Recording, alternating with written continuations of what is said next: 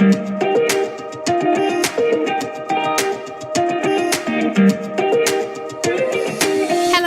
my name is Angela Cox and I am the Mindset Mentor, and this is the Mindset Mentor Meets podcast. Now, my aim is to discover and share the secrets of success. You'll hear engaging and uplifting interviews with business leaders at the top of their game, all primed to deliver bucketfuls of value and inspiration. We'll bring practical tips, success strategies, and golden nuggets of motivation to help you unleash your absolute potential. Now, please do like, share, and leave a review if you love this podcast. It really does help others to find us. Thanks for listening, and let's jump in now and meet this week's fabulous guest. Hello, everyone, and welcome to the podcast. Now, I'm delighted today to be joined by Nathan Ott. He is the co-founder and chief polisher at the GC Index. I'm sure we will find out more about that title. And he really believes that everyone can make an impact in their own world. Now, I first met Nathan probably 3-4 years ago now when I trained in the GC Index and became what is known as a GCologist. And when he first introduced me to the GC Index, I was blown away by it and I've used it ever since. And he and I haven't spoken properly now for several months. So I'm looking forward to catching up and finding out what's going on with the business and indeed with you personally. So welcome, Nathan, to the podcast. How are you? I'm very well. Thank you, Angela. Thank you for having me on. I've seen lots of people on this podcast, very interesting people. So I'm glad that you invited me onto it. So hopefully I can still be as interesting as them as well. I am sure you will be fascinating. I can't wait to get under the skin and find out what's going on. I'll try. You will. You're a game changer and a chief polisher. And before we go into your proudest moments, we should just explain what that means. So kind of in a nutshell, your title of chief polisher, what is that all about?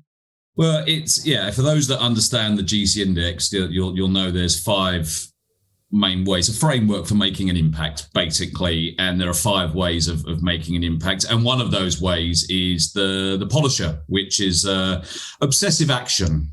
People that just want to get things done well. So, yeah, my internal vernacular will be, if a job's worth doing, it's worth doing properly. And that really underpins a polisher. And you're probably going to ask me, why do I call myself chief polisher? Well, that's really because the traditional constructs and visualization we have for a CEO, I don't fit into.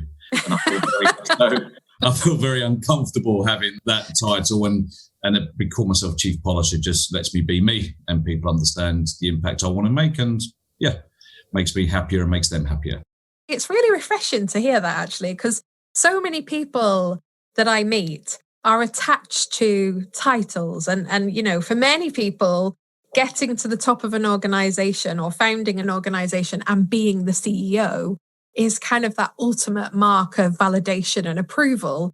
And you're just tearing the rule book up there and making it about you and your strengths and how you make an impact. It's brilliant. It is. I just think the expectations of a CEO is somebody that sort of is very strategic, understands the direction of the business, is extremely people focused and, very calm under pressure and very, all that good stuff, and can set direction and people understand where they are and following it. And I don't do any of that.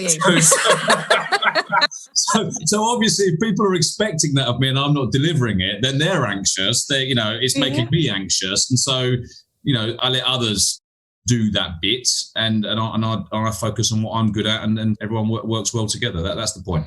Yeah, and it's like authenticity personified, which I really like and really value. Yeah. Now, as I said to you right at the beginning, before we came on air, this podcast is all about giving you the opportunity to be your own cheerleader.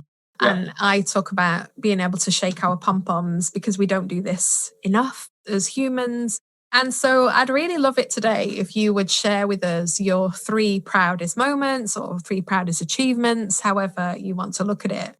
And we'll kind of dig into each one and see where that takes us in the conversation. And I just can't wait to see, because you're looking upwards now, trying to kind of grapple for these three things in your head.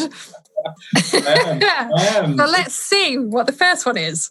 Yeah, I mean, it's nice. You sort of caught me by surprise as soon as we come on, so it's great. And I'm sure everyone thinks that, my three proudest moments. And people, if they're sort of understated like myself, really, they'll be, I haven't got any, So let me try and unpick some of those. So certainly from a family perspective, I think, the cliche having three kids and being married for God knows how long now, 20, and my wife's still staying with me is probably a proud moment,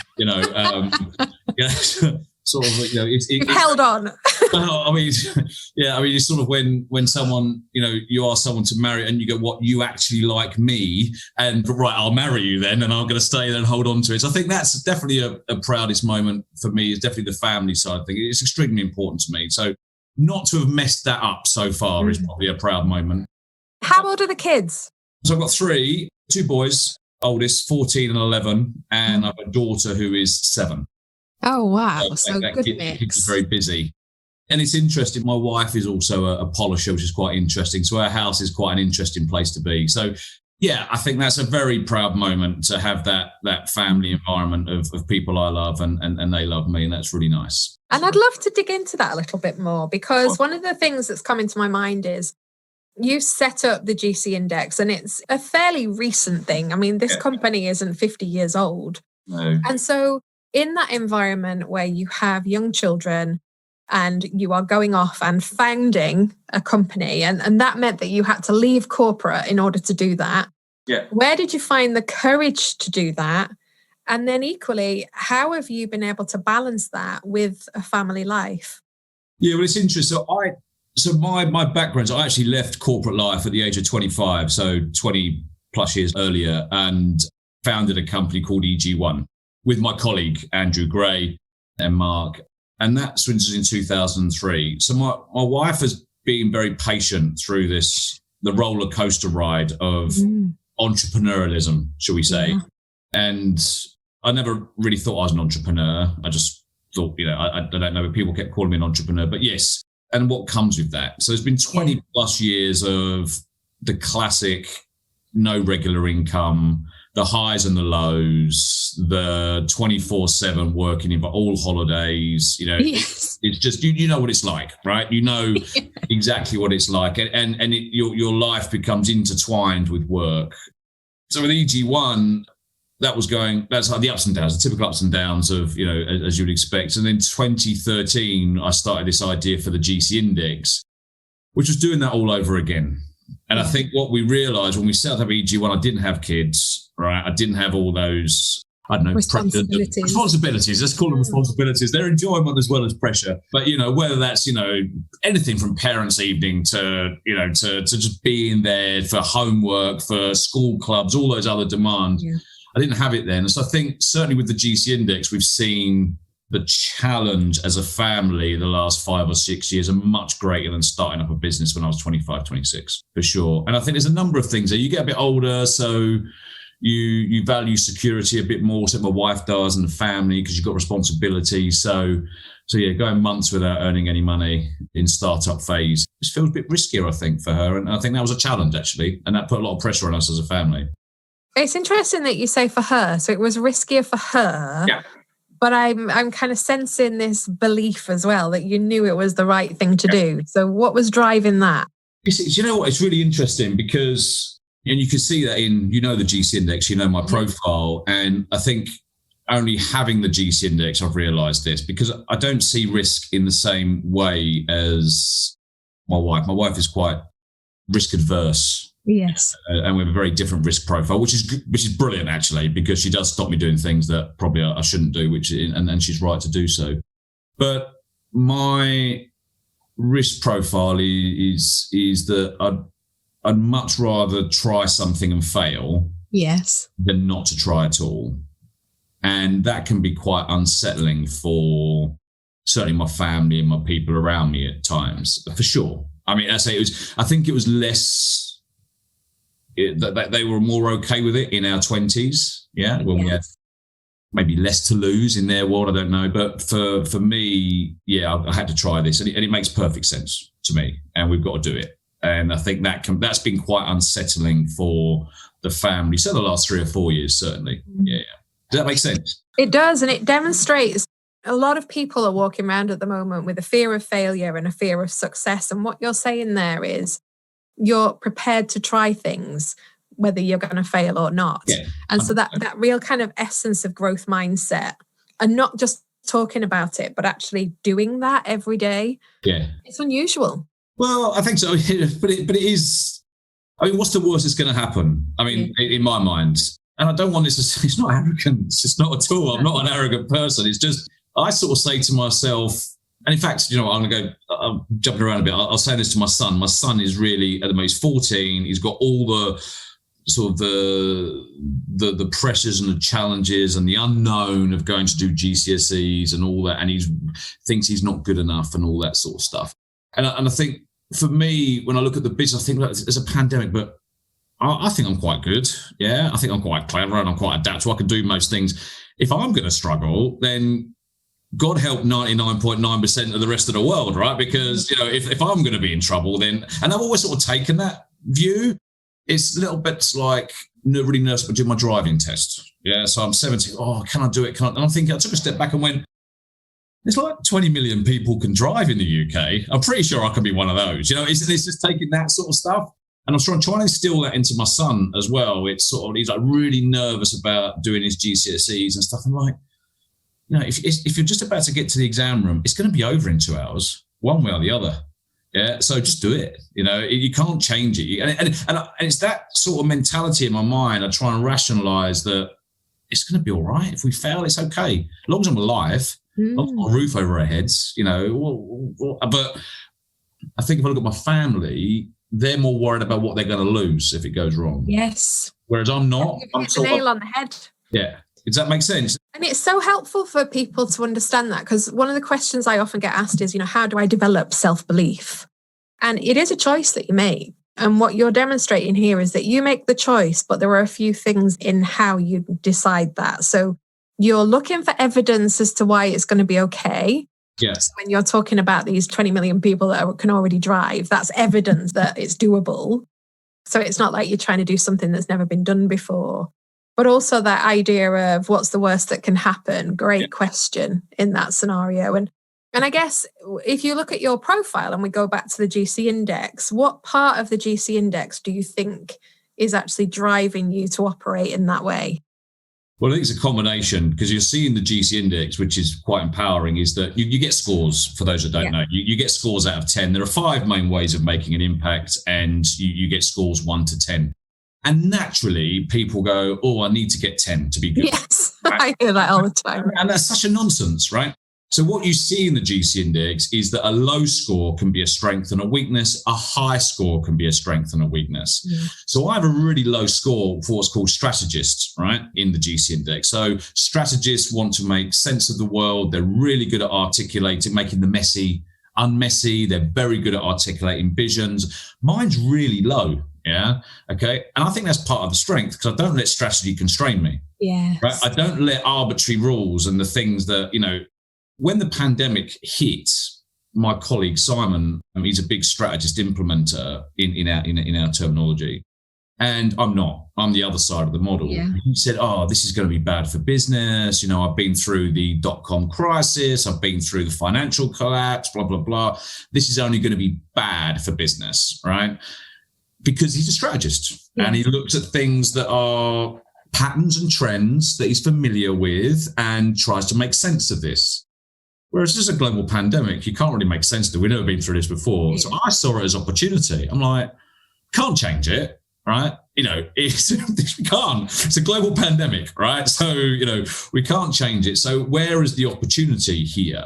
And I just saw it as an opportunity for business, for helping our partners, helping our community, and that seems to have gone through. But so to answer your question, definitely that the game changer polisher side of my profile, which is that blend of imagination and obsession. Yeah.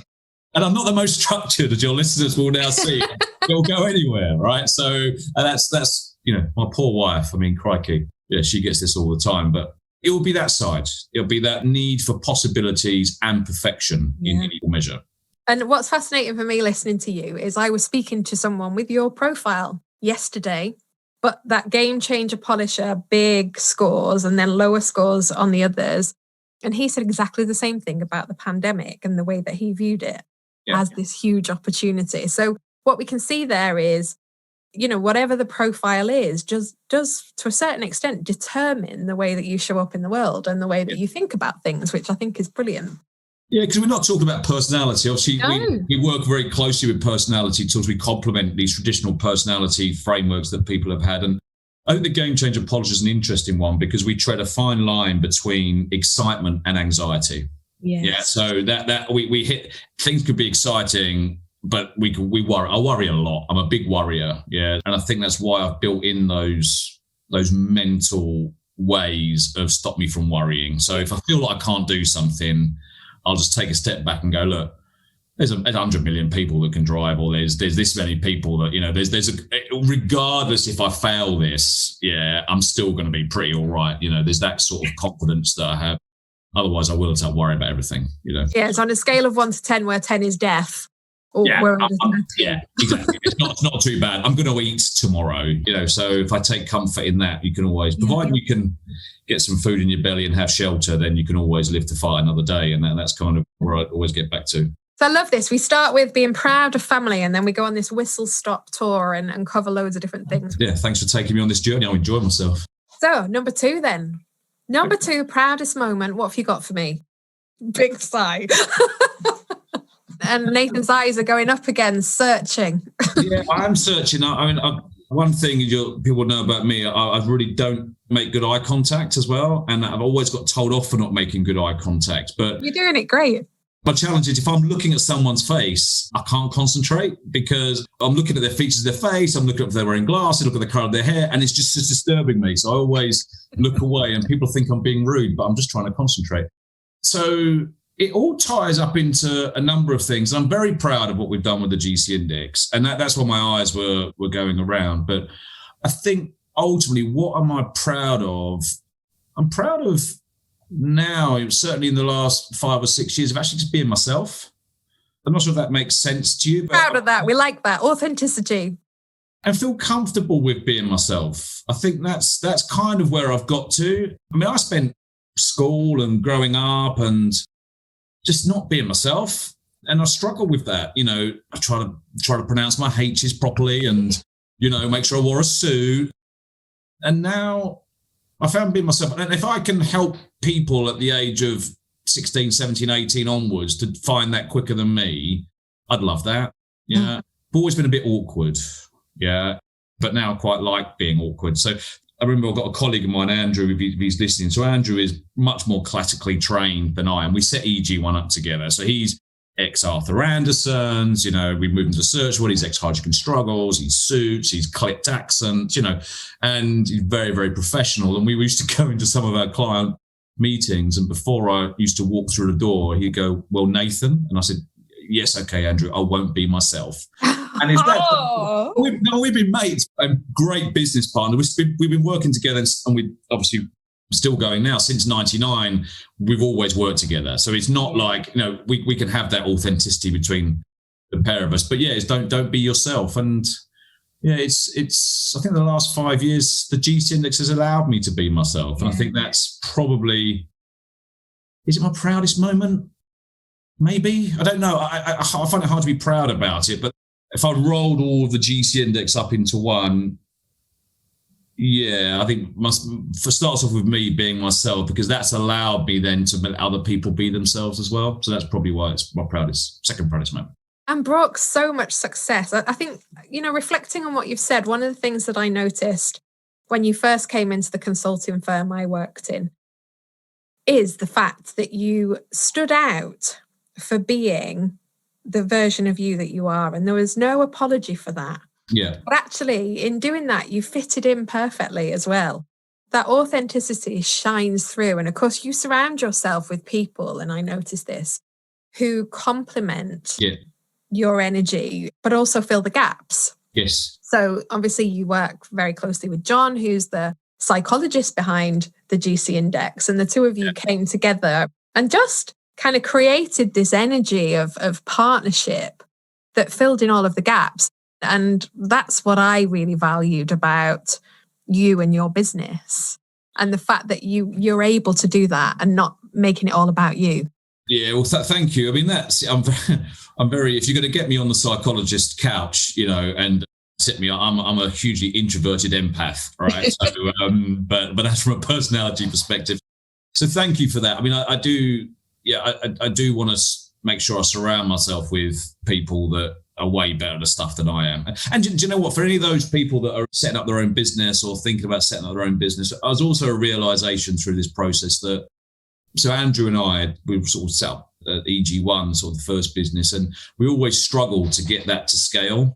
We always struggled. We got so far, and then it went up and down. It was with a yo-yo business. It was almost like a 15-year-old startup, and until recently. And we realized that we were not business people. Yeah, we realized we were entrepreneurs. We were brilliant at that new first idea, getting something off the ground, getting it off the ground, street fighting, ducking and diving, creating something. But when it started to get a bit bigger and scale it, that wasn't us. And I think we brought in some individuals into both businesses, the GC and EG1, that were just very complementary to us from that business building. And yeah, since the last year and a half, 2 years, it's been fantastic to watch the businesses scale, and we can be ourselves. People always ask me, what's my tips? It's, get someone that can help you scale your business. I think that was definitely the thing that we learned. Probably wish I'd learned it 15 years ago. Oh, I need to learn that every day of the week. Yeah. There's an element of that. Let me dig into this then. So being able to bring in all of those other people and to have someone else to help you scale the business. How did you overcome the trust element of that and being able to let go or hold more lightly to this thing that was your baby? It's really interesting, actually, because we see it also clearly now through the GC Index, right? Which as a framework, and we can just see the impact that we want to make, and what we're good at and what we're not so good at. So I'm a game changer polisher. I know what I'm good at. Yeah, I know what sort of creative solutions. I'm really good at making things better, improving those, and that's what I'm good at. But when it comes to putting a plan together, a 5-year strategy, communicating that to everyone else, delivering stuff that's just good enough because we've got to grow a business. You can feel it in your voice. You're like, oh, I mean, it's so dull, right? I'll do it, but that's not. And we've seen this so often in the world of work. I mean, how often are the best salespeople then promoted to sales managers and rubbish at it? And the best technical people, are then promoted to be the technology managers and then rubbish at it. All that good stuff, right? I mean, and it's that sort of stuff. And I think for me, people know how to get the best value out of me now and where I'm energized. Yeah. And they don't want me running around pretending to be this strategist and implementer and this people person, making sure get someone else to do that who enjoys it. And you see it in successful startups and successful business. Bill Gates is not a CEO, right? Okay. James Dyson is not a CEO. Yeah. Okay. Because that's not what they are energized to do. I get the best out of them. And I think that's the bit that I've learned, and the GC just helps that, accelerates that. It's like what did Mother Teresa say? Something like, you can do things that I can't do, I can do things that you can't do, but together we'll do great things. And it's that type of mantra. Yeah. Nice. So it's not a threat to you. It's actually allows you to be even better because you're focusing on what you're great at. Yeah, and I think that's where we help with the GC. It helps founders, or it helps those let go, because it's really. Certainly for those in senior leadership, and they start to feel exposed because they've worked really hard to get there, or they're proud to be there, and then to feel exposed in a senior leadership position for not being good at something, that's not necessarily the best thing for them to feel.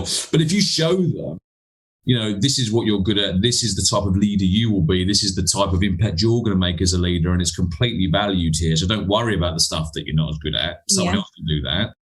Then everyone wins. Everyone feels empowered. So that's. Totally. I'm not sure where this conversation's gone, but is that okay for you? I'm just conscious. I'm loving it. It's brilliant because it's insightful, and we start off with authenticity. There's one thing I wanted to touch on around the authenticity piece, which I think is interesting. So when I first did my GC index, when was this? Maybe 4 years ago. Yeah. I was very much working in a way where I was wearing a mask. So not my authentic self and not feeling like I had permission to be that. And my GC index was strategist 9, implementer 6, I think, and then fairly low scores, including a 2 on the polisher. Yeah. Since moving, having this big life transformation, dealing with mental health challenges and doing what I love, having redone the GC index recently, my strategist has remained the same, but my polisher score has gone from a 2 to a 9. Wow. Okay. Wow. What do you make of that? Well, I kind of think about it from who I was before and this idea of who I felt I needed to be. And I think I've probably, from an energy perspective, was being somebody that I wasn't in order to fit in. Yeah. Now I'm free to be who I am. And I feel like I've probably gone through the GC index as the new version of me. Yeah. And it's demonstrated actually that I've got energy in areas that I never had the ability to have energy in before. Yeah. Because it wasn't acceptable. Yeah. And that's really fascinating because we're seeing that with the GC. We change. Yeah. Right. I mean, you get all of these individuals that say, oh, if it changes, then it can't be a stable instrument, which is absolutely a nonsense, really, in some ways, because we've been steeped or seduced, whichever one you want to say, well, this world of personality for the last 50 years, right? And what we've found with the GC index is that through all the tests, retest, validity, it's extremely stable, and proclivity arguably more stable than personality. But we do change. It is a moment in time, and human beings aren't always stable, right? For whatever reason. And, we do see changes and often those changes, and most of the time those changes are explainable. We understand why they are. And if you're in a position where you're trying to be something that you're not, you're trying to conform, you're trying to fit in, you will see that reflected in your profile. Yeah. And, we see it quite often. We get somebody that might have had a profile and their game changer was a 6 in their role. And it might move up to a 7, or the rest relatively stays the same. Like you said, your strategist stayed the same and the game changer will go up, and you ask them the question, why is that? And they just turn around, well, I feel more confident now. I feel more confident about expressing this now. And it's wonderful. It's so, this is, you asked me about my proudest moments. I started off with myself being myself, but that's because we've heard all these other stories about other people just finding themselves and unleashing themselves. And so proud of that. I mean, I've got my colleagues going, how much money are we going to make? It's a business and blah, blah. And I don't really care, right? I'm not interested. I don't. I mean, again, probably. Your wife does. My wife will do. I mean, she's all right now. Yeah, it's fine. Okay, we've got an established business now. But I don't really care. I've always felt that money is a byproduct, right? So I've never, again, back to my point, so long as I've got enough to fill my belly and food and a roof over my head, then I'm all right. But John and I are quite similar in this. And if the GC index stops today, for whatever reason, we'll be very proud that we've changed a lot of people's lives. And it's great. And like your story, it's great. I wasn't myself here. I was de-energized here. I was pretending to be something I'm not. It was impacting me in all sorts of ways I probably recognize now, but didn't recognize then. Absolutely. Now I can see myself. This is me. This is how I want to make an impact. And I'm energized by it. It's great. I love it. Yeah, and it's funny. It's that thing around, like you say, you're an entrepreneur and you have to work all the hours still and, all the holidays are interrupted, but it never feels like it did when you're in corporate because you're choosing to do it this way and you've got the autonomy. So it feels very different. Yeah, I had a young lady the other day and she was in our world, a very strong implementer. She had quite a high strategist proclivity and not a lot elsewhere. And I sort of say to her, what are you valued for? And she goes, I'm valued for getting things done and, safe pair of hands. Yeah. And I said, do you like being valued for that? She said, yeah, I do. Yeah, I do value for that. But I said, you've got this strategist proclivity here. I said, is that being valued at the moment? She goes, well, not really. I'm not very confident. I don't think I'm good enough at this. And I just sort of say to her, don't you think that's a shame? You are an extremely talented young lady. She just literally come back from maternity leave. So she skipped back into work without skipping a beat. Amazing.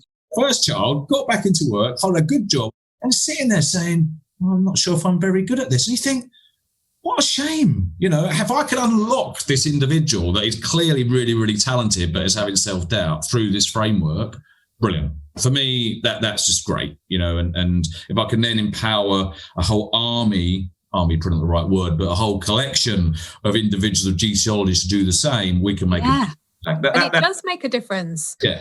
What you've just described is exactly how I use it in my work, to get people from that place of self-doubt to unleashing their full potential. Yeah. And it is kind of the lens that you can look through to understand why somebody isn't necessarily being their self, or why they're in a state of burnout. Yeah. Because they're working in an area where they don't have natural energy. And it's a fascinating tool on an individual basis as much as it is on an organizational front. So I think what you've created for your third proudest moment, it is absolutely making a difference to people. And those aha moments that it creates. And I know your book is called Coaching Me, Coaching You, Aha. Yeah. That's a good story. we got that. It was called 21st Century Impact. And we just thought, dull. Right, that was the working title. And John and I were sitting there going, it's a bit dull. And I thought, well, typical me, up at 2:00 in the morning, just writing down, potential names. I've got the list somewhere. I don't know if I've got it on right here, right now. But we started then I made a load of lists, and we were out with EG1 crowd actually, and just having a drink or something to eat. And I said, look, I've got a bunch of names here. I've got it here actually. I've got some names for the book, and it's all about coaching. I want to be a bit different. So I started to reel off a bunch, things like Only Fools and Coaches, and I'm in the mood for coaching, or Coach Club, or No Country for Old Coaches, or something like that. It was all film titles and stuff like this. And then I just went, Coaching Me, Coaching You. They went, aha, together. Right? And that was it. So we said, that's the one. And that's how it come about. Yeah. I love it. And that's out there and people can buy it, They can. Now, I've got the final killer question for you. So let's see what a game changer polisher makes of this question. In your view and in your experience, what's the absolute secret to success? Whoa. What is the absolute secret to success? Well, I don't think there's one. I can't.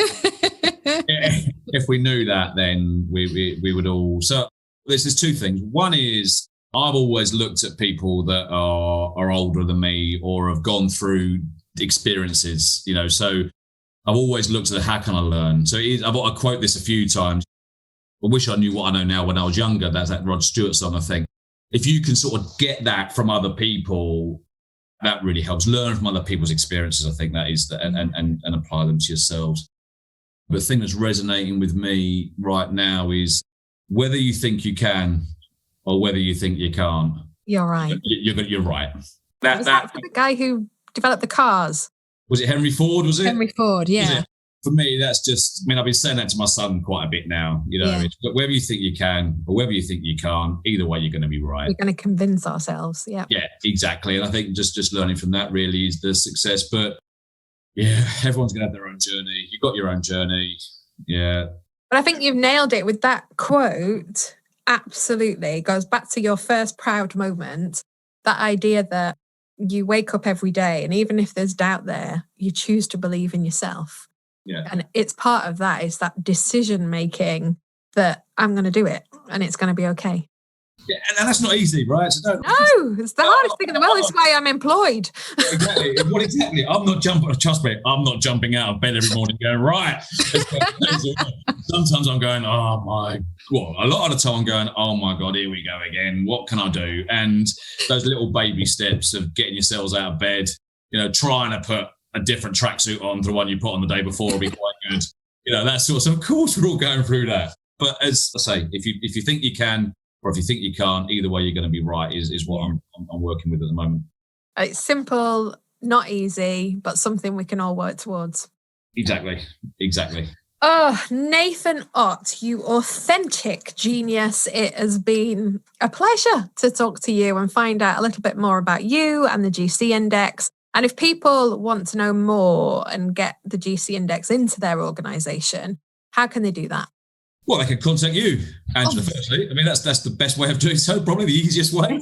So that'll be the best way of doing so. You obviously can look at the gcindex.com, but I recommend, if you're listening to this podcast and you enjoy this podcast and want to find out more about the GC Index, contact Angela. That'll be my advice. There we go. You're wonderful. Thank you very much. It has been a joy. Thank you for giving your time. And I can't wait to see what comes next, because I know you'll have a game-changing thing up your sleeve. Yeah, every day we're polishing, so we'll find there'll be something new. There'll be something. Thank you so much, Angela. That went really quickly, and yeah, I enjoyed it. So hope everyone else did too. Thanks very much.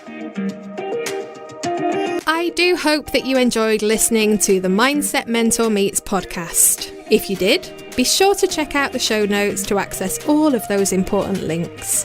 For more about me, visit my website at www.angela-cox.co.uk. Now, I'd really love it if you could subscribe to our channel so that you never miss an episode, and do leave us a 5-star review because it really helps us to get noticed.